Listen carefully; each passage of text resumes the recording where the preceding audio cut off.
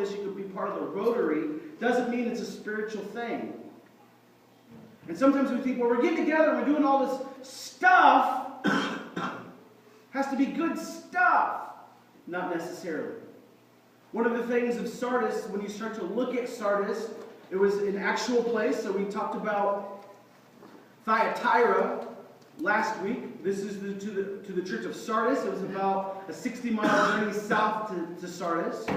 Sardis, again, was a fortified fortress, much like Pergamum. It was on a 15,000 citadel, right? It was lifted up, and so they had this idea of safety because we're elevated. We can see when our enemies are coming. They were known for their textiles, for their jewelry. Sardis was immensely rich.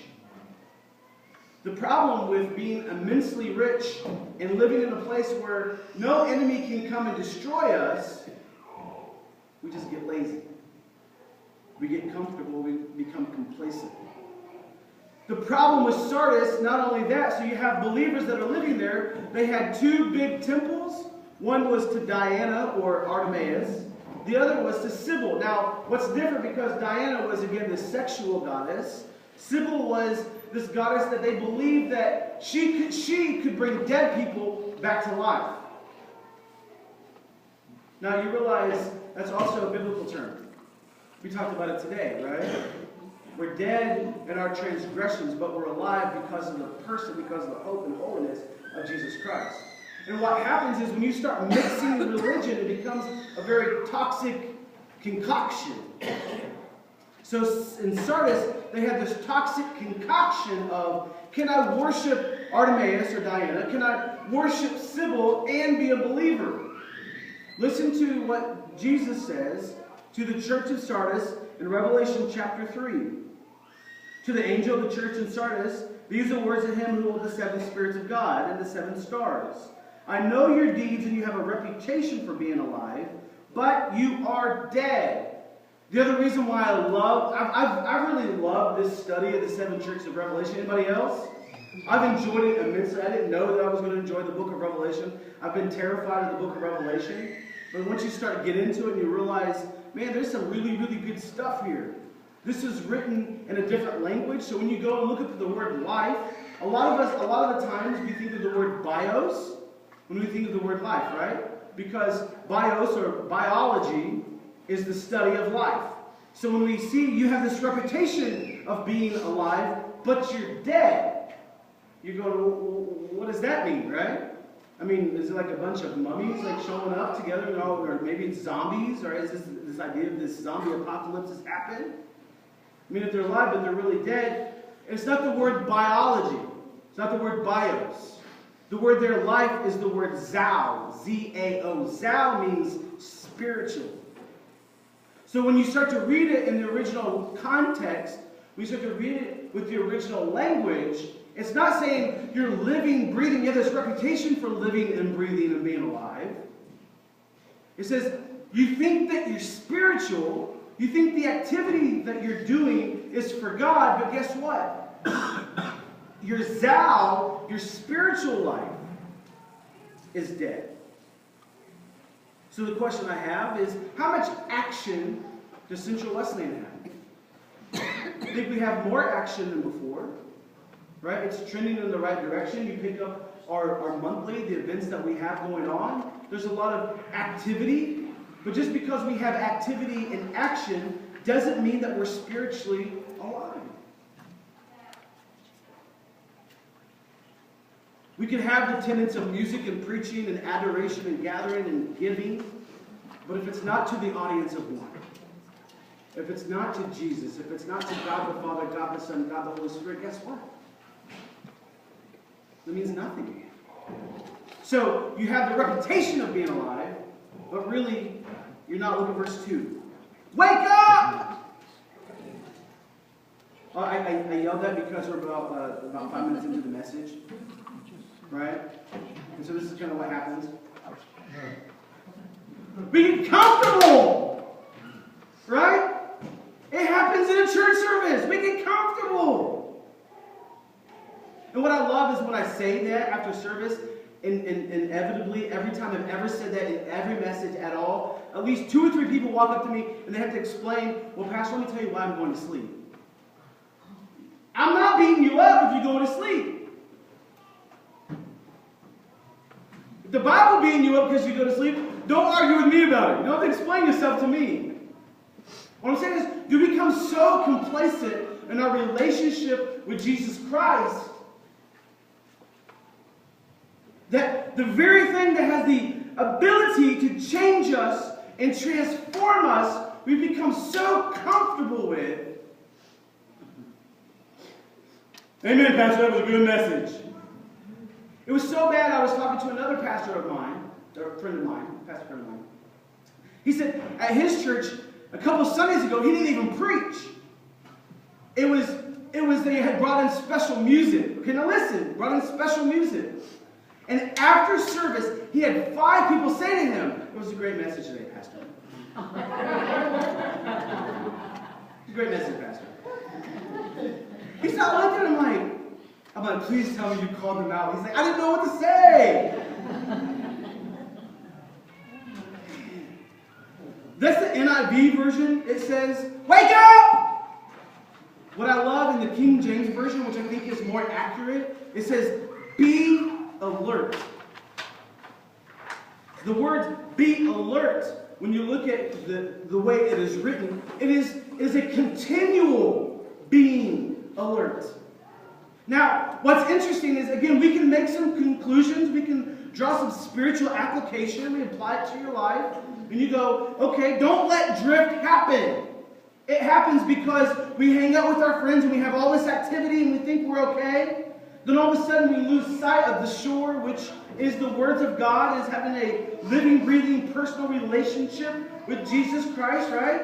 And so we lose sight of that, and because we're in the midst of activity, we go, what happened? We're in the middle of here just spinning our wheels on the hamster wheel. The things that we're doing may be okay, but they're not for God, right? We've lost it.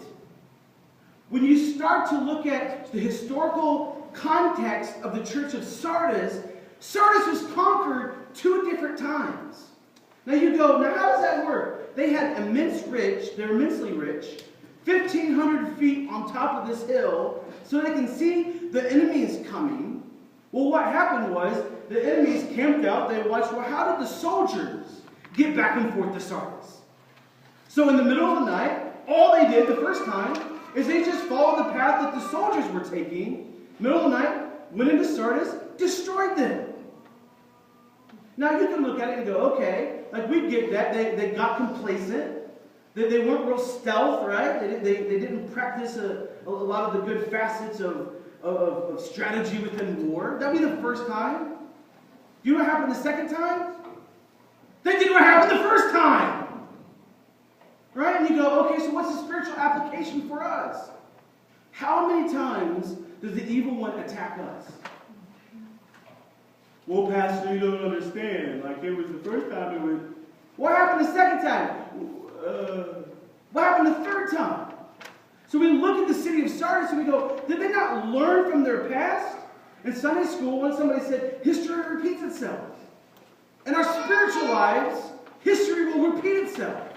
Whatever your spiritual weakness is, guess what? That's exactly where the enemy will attack. And it's to be alert, to wake up, to be watchful, continually. Every day, be on your guard. What I love is Proverbs 25:28. Write it down. Proverbs 25:28 says, like a city with broken down walls is a man who lacks self-control. Like a city with broken down walls is like a man with broken down walls. You get that, right? What's the purpose of a wall? It's protection. When you lack your protection, then the enemy can come to attack. Jericho, right? The walls fell down, guess what? The city was destroyed. If you lack self-control, so many times in our life, it isn't drift that happens. So many times we just lack self-control and you go, well, you don't understand, Pastor. The devil made me do it. Like, really? Like, you were the one that committed the action. You're the one that committed the sin. Oh, but the scapegoat is we're just going to like blame the evil one. because you got spiritually lazy, because you became spiritually complacent, now all you want to do is place the blame on somebody. Okay. Guess what? When it happens again, is it going to be his fault the second time and the third time? The idea is John 15 says, Jesus says, you have to remain. Remain in me and I will remain in you. Apart from me, you cannot bear anything. But be alert. Be on God. Listen to this. It is about dependence upon God, not yourself. Who are we doing our acts of righteousness for? Wake up, strengthen what remains you're about to do, for I have not found your deeds complete in the sight of God. That means you do all this stuff. Listen, we do all this stuff. This is to the church of Sardis. 2,000 years later, we do all this stuff. But who are we doing our acts of righteousness for? In Matthew 23, there was a group of people that he called the hypocrites. A group of people called the Pharisees. And they said they walk around in their fancy clothes and their fancy talk and they give their fancy money. Why? So that people knew who they were. They enjoyed, they loved them.